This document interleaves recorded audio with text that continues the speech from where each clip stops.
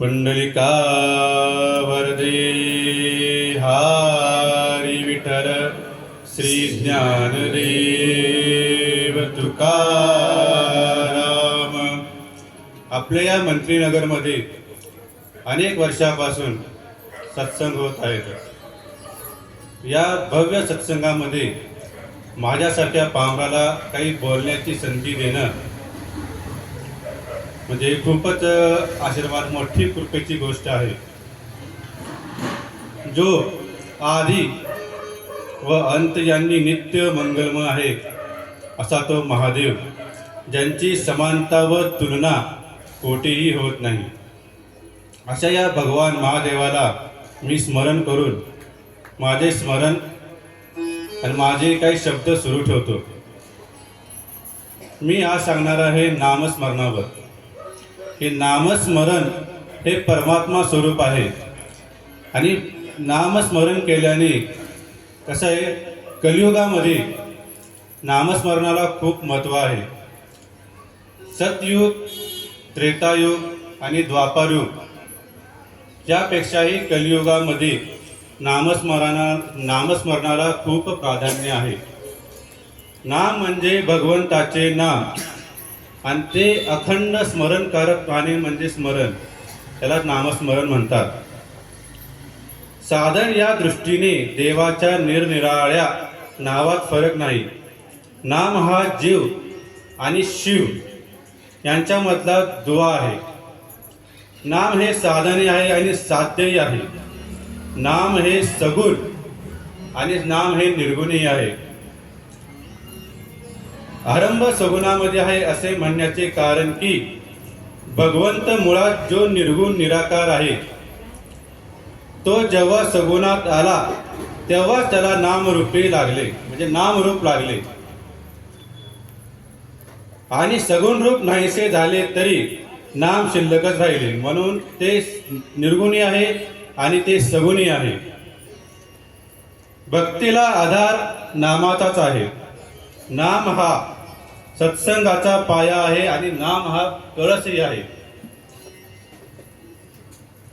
लग्न झाल्यावर स्त्री जशी नवऱ्याशी एकरूप होऊन जाते, त्याप्रमाणे वृत्तीचे नामाशी लग्न होऊन ती नामरूप बनली पाहिजे.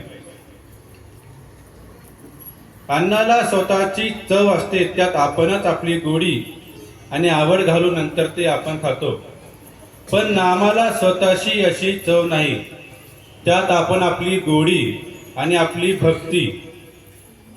आपण जितके जास्त गोडी त्यात घालू तितके ते अधिक गोड वाटते. पंढरपूरला जायला पुष्कळ रस्ते आहेत, परंतु सर्वांना शेवटी बारीतून जाऊनच दर्शन करावे लागते. त्याप्रमाणे इतर साधने जरी केली तरी नाम साधन केल्यावरच आत्मस्वरूपाची प्राप्ती होते. आपण नाम का घ्यावे? आपण नाम घ्यावे ते आपणच आपल्या कानांनी ऐकावे आणि ते घेता घेता शेवटी स्वतःला विसरून जावे. स्वतःला विसरून जावे हाच नाम साधनेतला आनंदाचा मार्ग आहे. जसे आपले आपले पण आपल्या नावात आहे, तसे देवाचे देवपण त्याच्या नामात आहे. आपण आज जे नाम घेतो तेच नाम शेवटपर्यंत कायम राहते, परंतु देहबुद्धी जशी जशी कमी होत जाईल तसे तसे नाम अधिकाधिक व्यापक आणि अर्थगर्भ बनत जाते. आणि शेवटी नाम हे परमात्मा स्वरूपच आहे असा अनुभव येतो. पाणी हे जसे शरीराचे जीवन आहे, तसे नाम हे मनाचे जीवन बनले पाहिजे. नाम इतके खोल गेले पाहिजे की प्राणाबरोबर ते बाहेर पडावे आणि अंतकाळी अगदी शेवटी सुटणारी वस्तू म्हणजे भगवंताचे नाम पाहिजे. नामातच शेवटचा श्वास घेतला पाहिजे. या ठिकाणी आज आहे अजा एकादशी.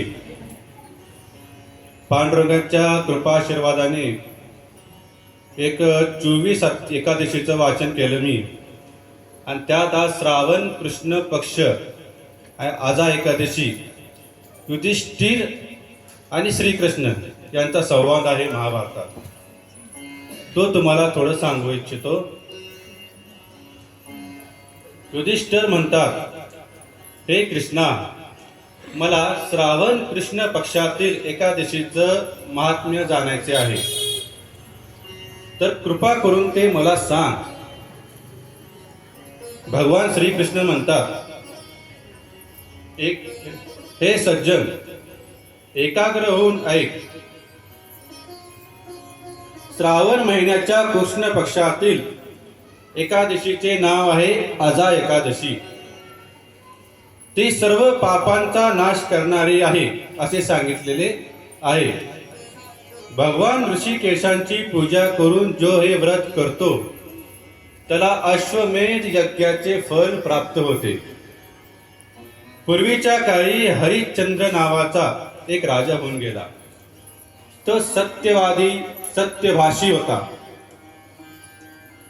जे समग्र भूमंडळाचा तो स्वामी होता.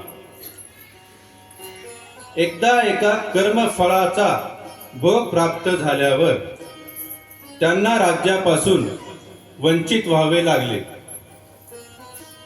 राजाने स्वतःची पत्नी व मुलाला सुद्धा विकून टाकले. कर्मफळाचा भोग प्राप्त झाल्यावर राजाने स्वतःची स्त्री आणि मुलालाही सुद्धा विकून टाकले. नंतर स्वतःला देखील विकले. तो पुण्यात्मा होता. पुण्यात्मा असूनही त्यांना चांडाळाचे दासत्व करावे लागले. प्रेताचे वस्त्र घेत असत. एवढे झाल्यानंतरही तो राजा हरिश्चंद्र सत्यापासून ढळला नाही.